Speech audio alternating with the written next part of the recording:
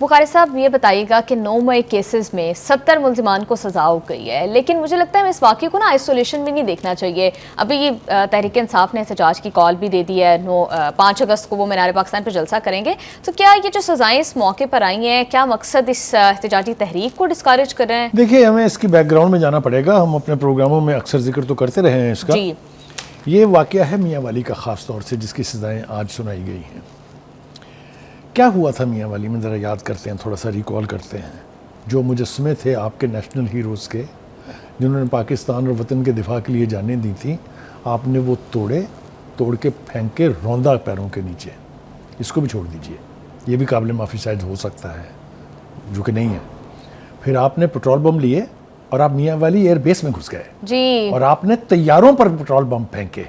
मुझे तो ये मुझे बताइए कि दुनिया में किसी सियासत में जो सिविलाइज्ड सोसाइटीज़ हैं ये होता है? फिर आपने उन सबको डिसोन कर दिया जी। आपने कहा ये हमारे लोग नहीं हैं। कुछ अरसे के बाद कहा ये तो एजेंसियों के लोग थे। और फिर मुझे अच्छी तरह से याद है कि ये मुतालबे किए गए कि ये केस लटकाए जा रहे हैं, जल्दी फैसले करें इनके, अगर सजाएं देनी है तो दे ताकि हम अपील में जाएं। ले हो गए हैं फैसले। ये जनाब फैसला आपके सामने रखा है। इसमें 70 मुल्ज़मान को 10-10 साल की सज़ा हुई है, जिनमें अपोजिशन लीडर भिच्चर साहब भी शामिल हैं। हाँ जी। और इसके अलावा 2 MNAs हैं, अहमद चट्टा साहब और राना बिलाल, ये भी इसमें शामिल हैं। लेकिन थोड़ा सा तारीख़ को दोहराना यहाँ जो है बहुत ज़रूरी है। एक तो ये कि यास्मीन राशिद और शाह महमूद कुरैशी के फ़ैसले बाकी हैं, गवाहान के बयानात तो हो गए हुए हैं। शाह महमूद कुरैशी साहब कुरान पाक हाथ में पकड़ के कह रहे हैं कि मेरा तो कोई कसूर नहीं था, भुट्टो का कसूर था। आपने उस दिन एक वीडियो बयान जारी किया जिसमें आप PTI के वर्कर को उकसा रहे हैं कि घर निकलिए, इसके बाद ये मौका नहीं मिलेगा, और तहस नहस कर दें हर चीज़ को। वो वीडियो बयान मौजूद है, कहीं गया नहीं है जी। तो कहने का मतलब ये है कि अब इस वक्त ये कहना, उस वक्त तो हीरो बने हुए थे ना, इस वक्त ये कहना कि जी मेरा तो कोई कसूर नहीं है जनाब, तो मेरा कसूर तो बानी का भी कोई कसूर नहीं है। उन्होंने भी सिर्फ यही कहा था ना कि मिलिट्री एस्टैब्लिशमेंट पर जाके चढ़ दौड़े, तो खुद तो नहीं गए ना।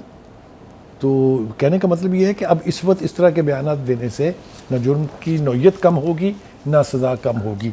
हमारी ख्वाहिश बिल्कुल नहीं है ये कि सज़ाएँ हों, लेकिन जिस नौयत के जराइम किए गए हैं उसकी अगर सज़ा ना मिली तो हर बिल्कुल इंसाफ तो होना चाहिए। लोग जो हैं वो इस तरह की तनसीबात के ऊपर चढ़ दौड़ेंगे और मुल्क तबाही के दहाने से दो चार होगा।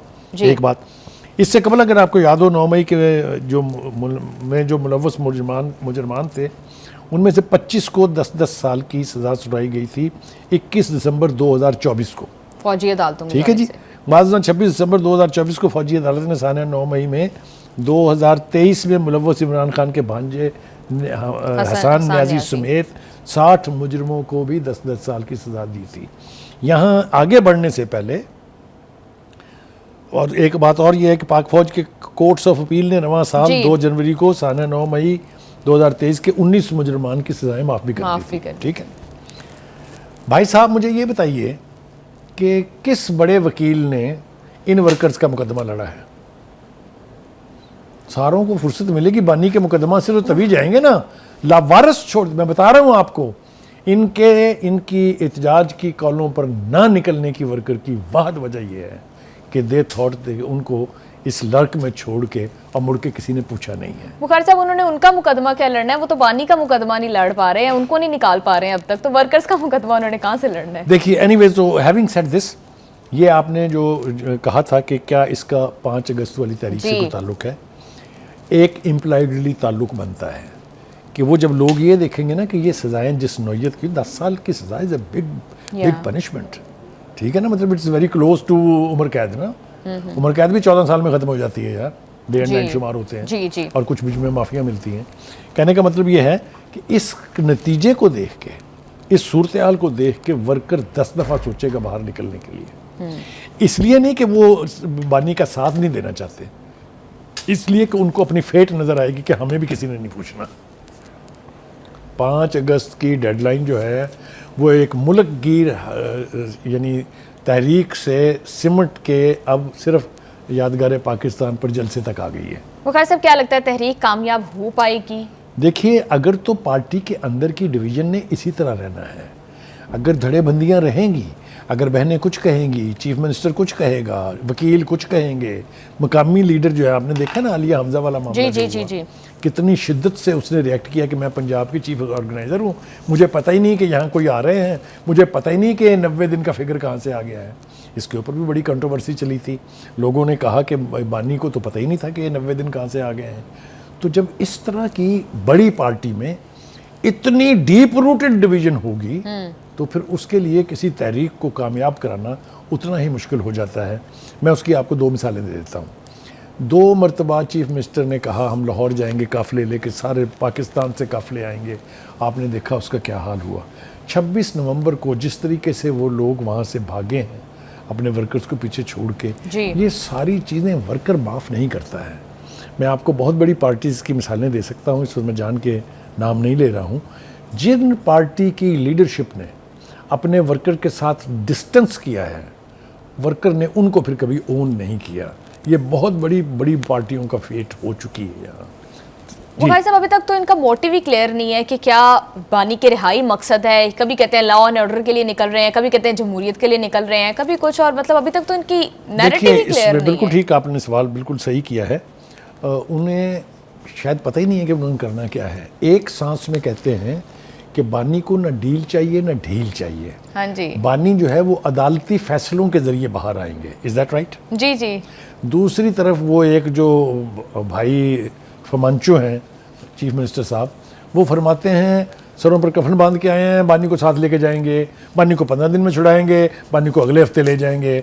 वो जो फमांचो हैं वो इस तरह के बयान जारी करते रहते हैं और भागते हुए 2 मिनट लगाते हैं। वो कभी चाय पीने चले जाते हैं, कभी मरगला की पहाड़ियों पर चढ़ के 12 ज़िला से अजला से होते हुए पेशावर पहुँच जाते हैं। तो कहने का मतलब ये है कि ये खुद बानी का मौक़िफ़ ठीक है कि उनकी रिहाई होगी अदालतों से, क्योंकि अदालतों ने उनको सज़ा दी है, अदालतों में ही उनके मुकदमात हैं। और बानी कभी नहीं चाहेंगे कि ये तासुर उभरे कि वो कोई डील करके बाहर निकले हैं। मैं जानता हूँ इमरान खान को, वो ज़िद के और अपने मौक़िफ़ के पक्के हैं। बुखारी साहब, बेटों के हवाले से बड़ी बातें हो रही थी कि बेटे आएंगे तो तहरीक में जान डलेगी। अब अलीमा खान साहिबा कह रही हैं कि बेटे आएंगे तो सही, मगर वो इशारा भी दे रही है कि सिर्फ बाप को मिलने आएंगे। तहरीक के हवाले से उन्होंने कोई बात नहीं की। इस हवाले से बहुत सारी कंट्रोवर्सी रही है पार्टी में। फिर पहले उसको इस तरीके से प्रोजेक्ट किया गया था कि बस जी अब आखिरी ट्रम्प कार्ड जो है ये खेल दिया है, बेटे आ रहे हैं और बानी बाहर है। ये बिल्कुल इसी तरह था जिस तरह ट्रम्प ने इलेक्शन जीता तो क्या लो जी हूँ ट्रम्प साहब दा अगला काम जहाज पढ़ के अड्याला आना है। हाँ जी, ठीक है, ये सब कुछ हमने देखा ना। तो ये जो इस तरह की उम्मीदें वाबस्ता कर ली जाती हैं, ये सीरियस पार्टियों के सीरियस तहरीक चलाने वालों का काम नहीं होता। इसलिए कि इससे कुछ भी नहीं, ये लफ्ज़ों की रेटरिक है जो कुछ दिन अखबारों की जीनत बनती है, फिर उसके बाद ट्रिप कर जाती है। अब खुद अलीमा खान साहिबा कह रही हैं कि वो आएंगे टाइकोप के ज़रिए, वो एक जो है ओवरसीज़ पाकिस्तानी जो है उनके लिए एक कार्ड होता है, और वो अपने बाप से मिलने आएंगे।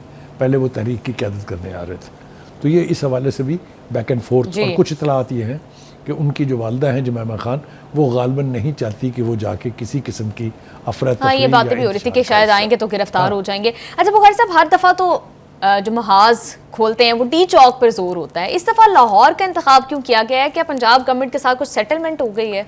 देखिए, सेटलमेंट तो शायद नहीं हुई है, मैं ये तो नहीं कहूँगा, लेकिन उनको अभी भी उम्मीदें लाहौर से हैं, इसलिए कि लाहौर सबसे बड़ा सूबा है।